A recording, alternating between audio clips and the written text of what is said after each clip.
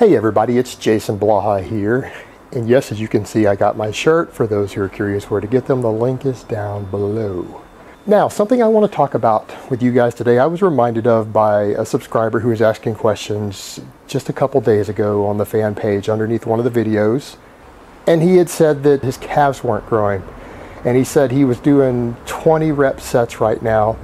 And I had asked him, well, why are you doing such high reps? And he said because he had been doing low reps and it wasn't working. I asked him just a few more questions, and it turned out that he had a trainer, a personal trainer, who had him doing slightly lower reps and they weren't working for him. And I said, what do you mean lower reps? He says, well, I was doing 12 to 15 reps and my calves didn't seem to be growing from that, and my trainer suggested that I raise them to high reps. And I'm like, well, 12 to 15 is really high reps. And he said, well, I was doing low reps before that and it didn't work. And it turns out that his low reps was 10 to 12. And I'm sorry guys, that anything over about 8 reps is considered high reps. Medium reps is 5 to 8. Anything under 5 is low reps. And you start going to 9 plus or 10 plus, that's high rep training. And 15 and up is ultra high rep training.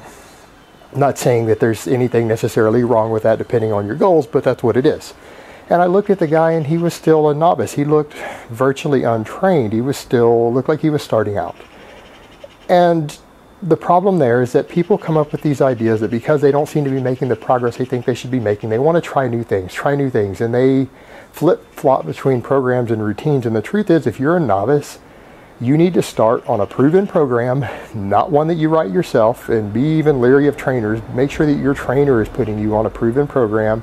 And you need to run it for 6 to 12 months. 6 to 12 months. And if it's a proven program, it's going to work. You are not special. You are not a unique snowflake. And it's the opposite. The people who are the special and unique snowflakes don't necessarily need something specialized. They're the people who can get away with just about anything. As long as they train hard, they're going to grow. They're genetically gifted. They're going to get bigger, stronger with any type of hard training. Everyone else needs more effective methods. And the problem is that sometimes people think, well, something didn't work because those guys did it and therefore it's proven. It doesn't work that way. Any basic program that is well written is going to work for the overwhelming majority of novice lifters, and therefore that's what you need to be running. It's time proven, it's effective. You don't need to change it, you don't need to modify it, and you guys need to quit changing programs. Minimum of 6 months without any deviations from a pre-written program for a novice. Guys who get into the intermediate level, you need a minimum of 12 weeks. You need 12 weeks to assess if a program is working for you. And because something doesn't seem to be working automatically, don't assume it's not working.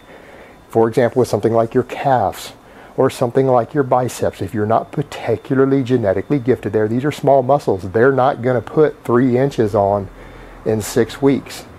Just because you're not noticing a visible difference doesn't mean it's not working. In fact, if you do know it's a visible difference, you've either lost fat and you're seeing more definition, or it's psychosomatic in your head. You simply don't gain muscle that fast to where you're going to see a dramatic difference in 6 weeks. And so if you started a proper program for something and you change it every 4 to 6 weeks because you don't feel like it's working when it is possibly working, you're shortchanging the end results of the program and you're resetting yourself and restarting, and you may be making less progress. So guys, quit flip-flopping. Quit changing just because you think something's not working unless you've done research and you know it's not an effective method. If it's time proven and it works and it's a well-designed program, don't flip-flop from it just because you're getting program ADD. Alright guys, so that's really all I have to say on that today. I hope it has been informative, and I will talk to you guys next time.